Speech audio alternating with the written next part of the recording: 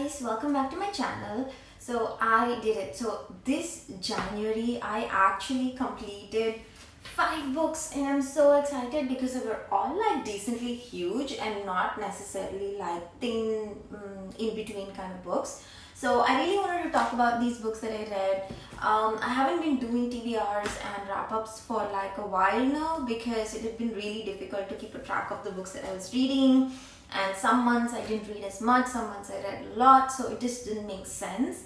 But this year I thought that I've had a good start this January, so I'm going to keep trying to maintain this vibe for the rest of the year. We'll see how that goes. But right now, let's talk about these books that I just read. So I am going to start off with The Wicked Fox by Kat Cho.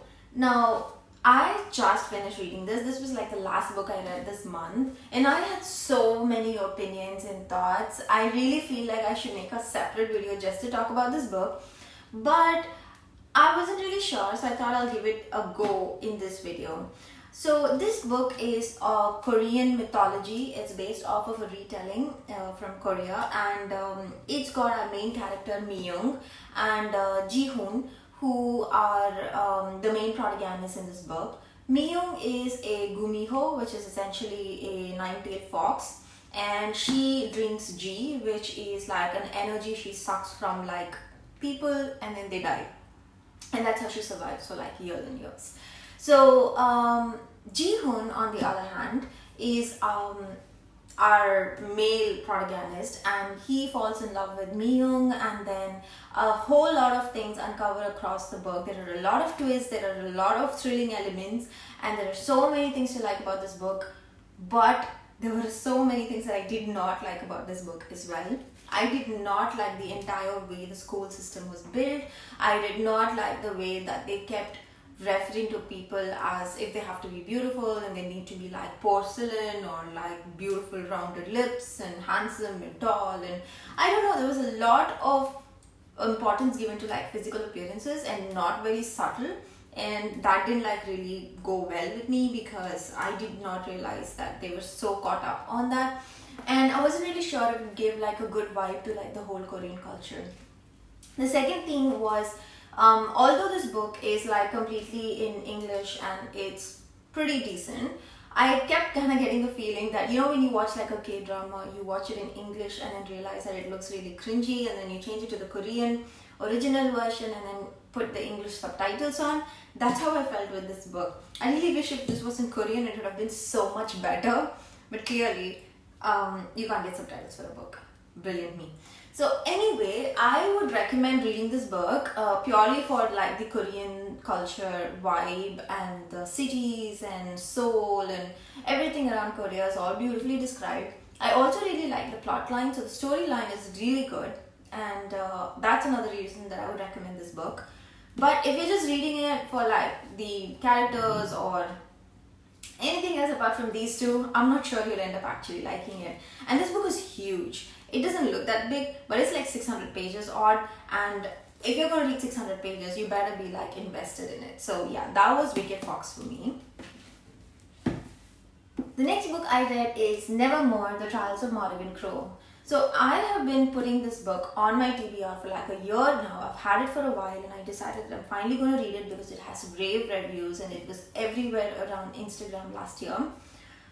But I wasn't a fan. I know that this book has a lot of people who like it, a lot of rave reviews on Goodreads and Bookstagram and just about everywhere, but I don't know, I just felt like there was so much happening. I know there's like the whole Mary Poppins vibe. I think you can even get the Mary Poppins vibe right off the cover, but it just felt like I wasn't invested in each of these characters. There were just so many of them and so many things kept happening, and I lost track, and I just wanted to get through with the book, and that was pretty much all. So I will not be continuing the series, unfortunately. But hey, if you really like this book, that's amazing, and I'm glad that you enjoyed it. The next book I read is The Ruthless Lady's Guide to Wizardry. So I was very excited to read this book, and that is because it says wizardry, it's got witches, it's got potions, it's got everything dark and magical. and I decided that this is going to be one of my favorite reads. And boy was I wrong, because although this book started off like really interesting and intriguing, I think 100 pages now down, I just lost interest completely. I'm like, what is happening? Why does the same thing keep happening over and over again? Why do these people keep talking and nothing keeps like seriously happening? I don't know. This book could have gone into so many different levels and so many different places, and it was just built for perfection, but I lost it halfway through. So I did finish the book, but I was not really happy about it. The ending wasn't great. I don't know if this is a series, but I will definitely not be continuing this, unfortunately. And then we come to this, The Lost Apothecary by Sarah Penner. And oh my god, I loved it. Yes, I did. I know a lot of people did not like it, but I liked it. I know it has its own nuances. There are a lot of reasons why people don't like this book. There's a lot of misgivings. There's a lot of annoying anecdotes and things that even annoy me.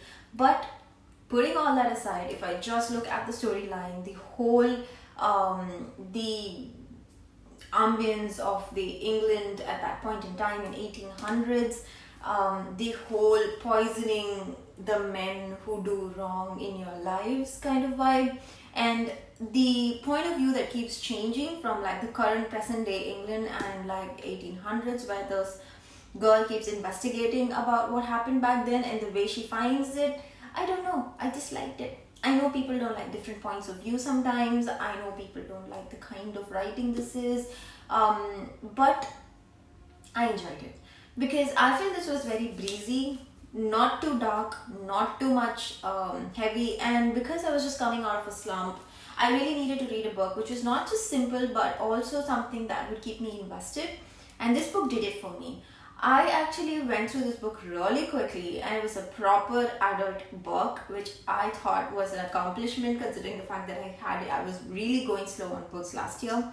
So if you really want to read a book that is based off of 1800s England, but at the same time there is some level of thriller and investigation that happened in the current present day England, definitely not looking to, deep dive and go into intricacies of the book, but just like at a whole on the plot line, I would recommend this for you.